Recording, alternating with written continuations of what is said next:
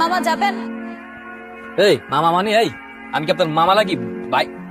সম্রাট, তুমি তুমি রিকশা চালাচ্ছ? এই, তুমি না এর আগের বছর পরীক্ষা দিয়ে ফেল করছিলা, এবছর তো পরীক্ষা দিছো, পাশ করার কথা, তাহলে রিকশা চালাচ্ছ কেন? না আমি পাস করিনি, এই পাস আমার দ্বারা হইব না, আমি জিন্দেগি তো পাস করবো না। বারবার ফেল করছি দেখি আমার বাপের রিক্সা কিনে দিয়েছে আর আমি রিক্সা চালাই। আবারও ফেল করছো?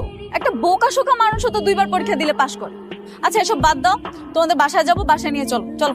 এই না না না, কি আমার রিক্সা যাওয়া যাবে না, অন্য রিক্সা যাও। কেন রিকশা নিবে না কেন?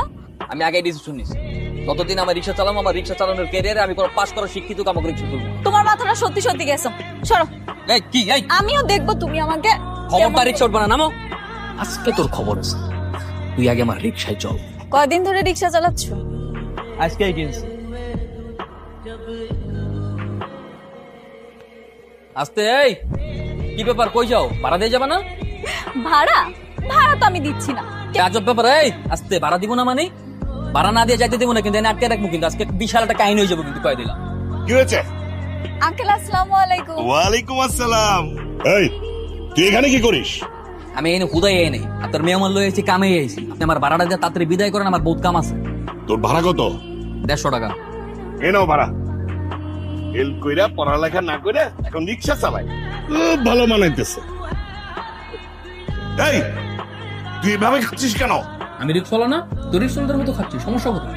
ঠিক আছে, তোর যা খুশি তুই তাই কর, কিন্তু কালকে সকালে ঈশাকে তোর রিক্সা করে কোচিংয়ে দিয়ে আসবি, ঠিক আছে? পারবি না?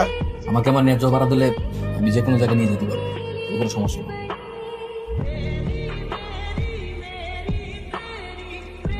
এই কে কে? বাবা কি সমস্যা তোমার? হ্যাঁ, এরকম সকাল সকাল ঘুমন্ত অবস্থায় পানি না মারলেও তো পারতাম। পৃথিবীর কোন রিক্সাওয়ালা সকাল 10টা পর্যন্ত ঘুমায় না। তোরে কালকে রাত্রে আমি কি বলছিলাম? হ্যাঁ, যে রাত্রেবেলা রাজি হয়েছিলাম, আমার সুন্দর একটা ঘুম। আমার যে কি ভালো লাগছে আমি তোমাকে বলে বোঝাতে পারবো না। অবশ্য তুমি যদি পাশ করতে তাহলে ফিলিংসটা বুঝতে পারতে। বোর্ড এক্সাম আর এডমিশন টেস্ট এক না, এডমিশন টেস্টে চান্স পাওয়া খুব কঠিন। এডমিশন টেস্টে চান্স না পেলে তোমার কপালে অনেক দুঃখ আছে। কেমন দুঃখ? তোমার মতো এরকম রিকশা চালাতে হবে? আমার মতো রিক্সা চালানো লাগবে না, বরং রিক্সাওয়ালার বিয়ে করা লাগবে। সামান্য রিক্সাওয়ালা হয়ে তুমি 20 টাকার ভাড়া 80 টাকা কেমনে চাইলা? সামান্য রিক্সাওয়ালা কারে কোন? হ্যাঁ, আপনি তো চাইতে বহুত ভালো আছে, আপনাকে মতন না যে এই শোরুমে বইয়া কম্পিউটার গুতাইয়া মানুষের বুঝন বুঝায় টাকা ইনকাম করি, বুঝেন নাই? মাথার কাম পায়ে ফালায় পরে ইনকাম করি। চর দিয়ে দাঁত ভেঙে দেবো, বেয়াদব ছেলে কোথাকার। স্বাস্থ্য গায়ের তুলে দেখেন না, এই আতলে বাসায় যেতে পারবেন না। কি হয়েছে হাসান ভাই? আরে ভাই দেখেন না, এই রিক্সাওয়ালা আমার সঙ্গে বেয়াদবি করতেছে। আসলে দোষটা ওর না, দোষটা হচ্ছে ওর বাবার। ওর বাবা ওরে পড়াশোনা না শিখে বেয়াদব বানাইছে। বাবা মা চাই পড়াশোনা করাইতে, ছেলে পড়াশোনা করে না, ফেল করে, রিক্সা চালায়।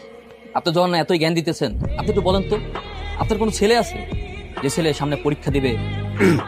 আছে। উনার ছেলে কি তোমার মতো রিক্সা চালাইবো? হ্যাঁ, উনার ছেলে পড়াশোনা করে ভালো একটা ইউনিভার্সিটিতে অ্যাডমিশন নেবো। রিক্সাওয়ালার সঙ্গে কথা বলে সমনিষ্ঠ করে লাভ কি? ওরা আমি দেখতেছি, আপনি কাজে যান। যা। তুই এখানে কি করিস? আমার যেখানে মন চায় আমি সেখানে যাবো। আমি রিক্সাওয়ালা না, পুরো ঢাকা শহরটাই তো আমার, যেখানে ঢাকা সেখানেই আমি। যা, হইছে, এখন যা তো, আমার চোখের সামনে থেকে যা। বাহ, পড়তেছো? গুড, পড়ো পড়ো, তোমাকে কিন্তু যেভাবে পাস করতে হবে। ভালো মতো পড়তেছো তো? হ্যাঁ পড়ছি, আমাকে নিয়ে তোমার টেনশন করতে হবে না। তুমি এখানে, তুমি কি কিছু বলবে? না, আমি কি বলবো, আমার তো কোনো কিছু বলার নেই। গতকাল থেকেই না টেনশনে ঘুমাতে পারছি না, কিছু হবে। তোমার আবার কিসের টেনশন? তোমার তো শান্তি আর শান্তি। সারাদিন রিক্সা চালানোর পরে রাতে এসে নাক ডেকে ঘুম দাও। আমার যে কিসের টেনশন এটা তুমি বুঝবা না। তোমার যে বিয়ে করতে হবে এই টেনশন আমার ঘুমোচ্ছে না। আমাকে বিয়ে করতে হবে মানে? আমাকে বিয়ে করতে হবে কেন?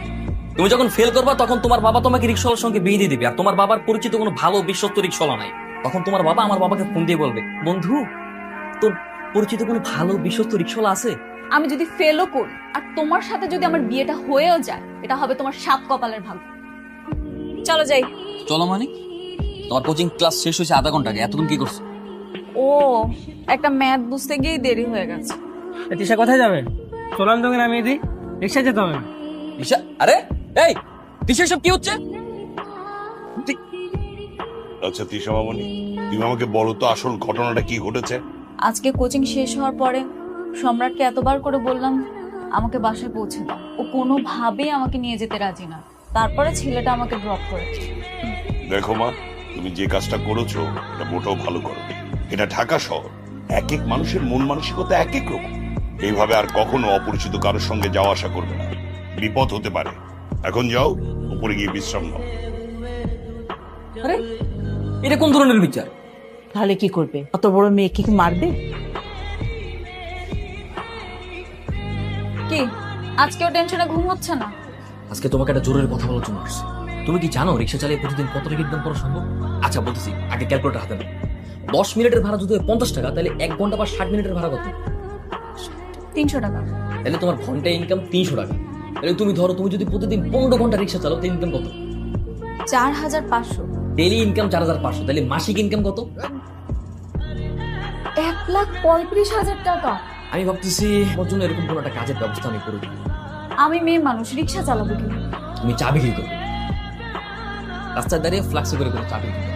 কোনো খরচ নেই, দোকান ভাড়া দিতে হবে না, বিদ্যুৎ ভাড়া দিতে হবে না, কিচ্ছু দিতে হবে না, বিনা ইনভেস্টে বিজনেস। ঠিক ইনকাম 1.5 লাখ টাকা।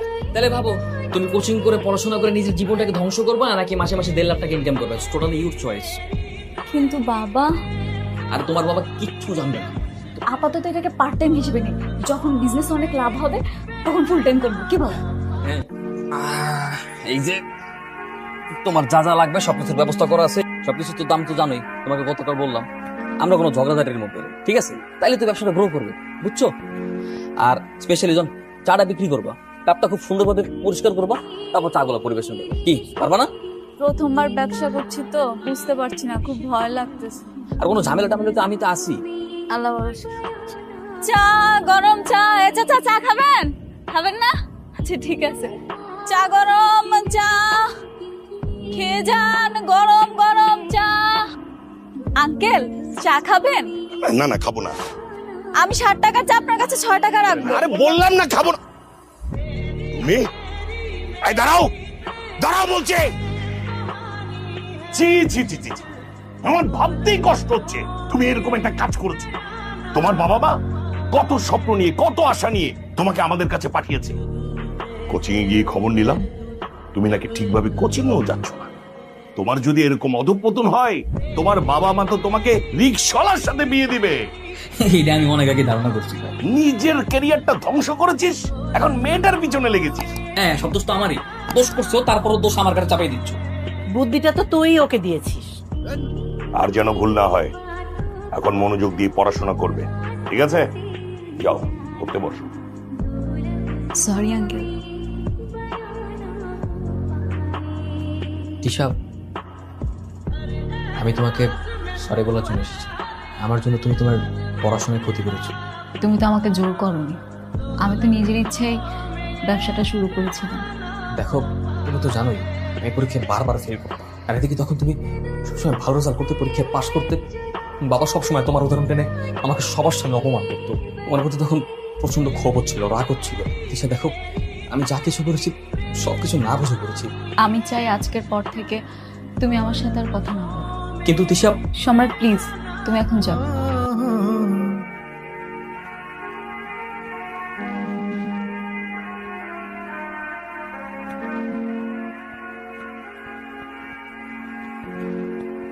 আয় রিক্সা, আয় দাঁড়াও। You read a long passage, your কি ব্যাপার? দাঁড়িয়েছো কেন, কিছু বলবে?